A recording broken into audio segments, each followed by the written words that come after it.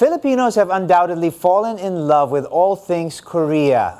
We're talking about language, music, food, movies, and the list goes on. But how do we actually learn more about their culture? Let's find the answer to that this Korea week. Joining us today is Ateneo Korean Studies Program Director, Aurea Javier. Ms. Au, good morning. 안녕하세요. 네, 안녕하세요. And that's the limit of my Korean language. I think I'm going to have to enroll with you. That's a beautiful modern handbook, is that correct? 네, 네. Yeah, it's that's great. right. This is a chokori, which is the blouse, the blouse part of handbook, and this is my chima, Okay.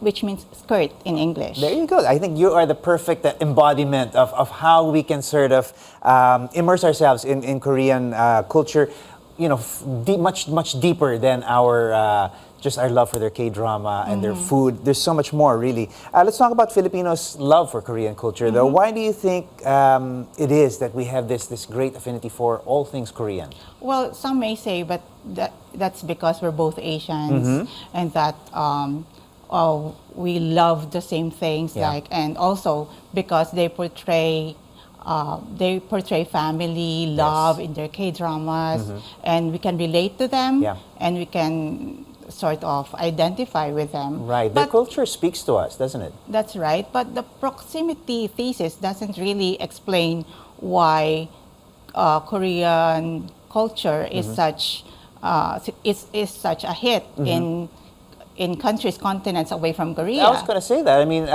it's not just us. It's all over. It's a worldwide phenomenon, this Korean wave, which you explained to me, goes much further back than many of us might imagine. We're talking about the mid-90s, late 90s, and it's really snowballing to this tidal wave that it is now.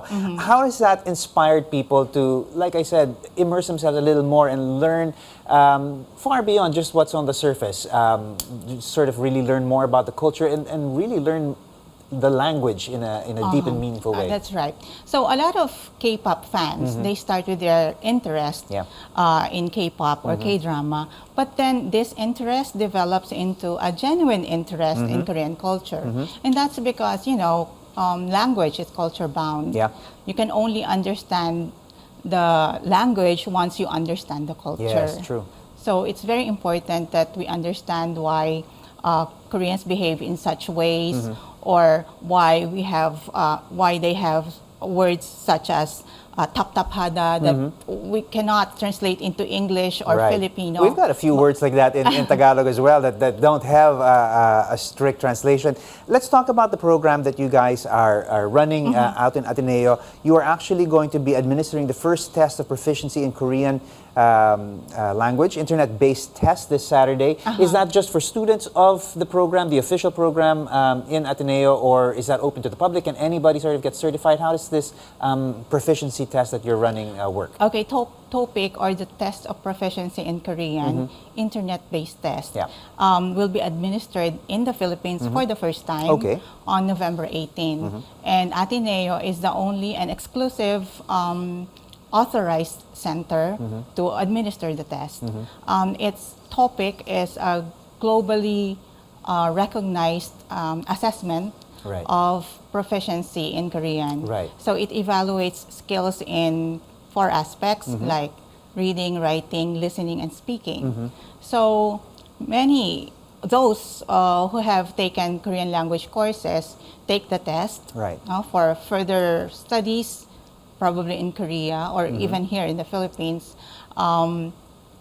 for employment and also for cultural engagement. Okay, so it's sort of, I don't know, it's the equivalent of, is it the IELTS or something like that? That's right. Right. Okay, well, let's quickly talk about how we can immerse ourselves more. Like you said, people sort of start off with enjoying K-dramas, enjoying K-pop, and so on and so forth, but really sort of immersing in the culture and taking your language studies further. What would be the best route for that? How should we go about that? Oh, well, first, you can learn the language because it's very important that you know the language. And the Ateneo Korean Studies programs offers extramural courses that are open to the public. There you go. We teach Korean language levels 1 to 3. Right.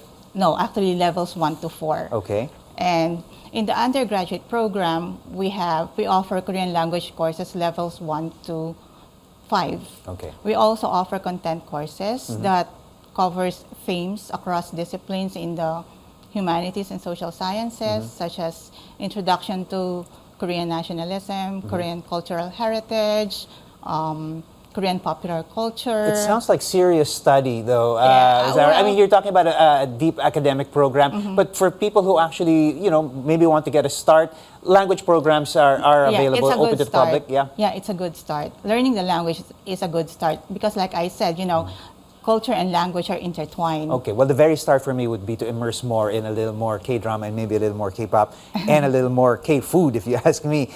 Thank you so much for sharing that with us. That was Ateneo Program Director for Korean Studies, Aurea Javier. Thank you so much, Ms. Au. 초대해 주셔서 감사합니다.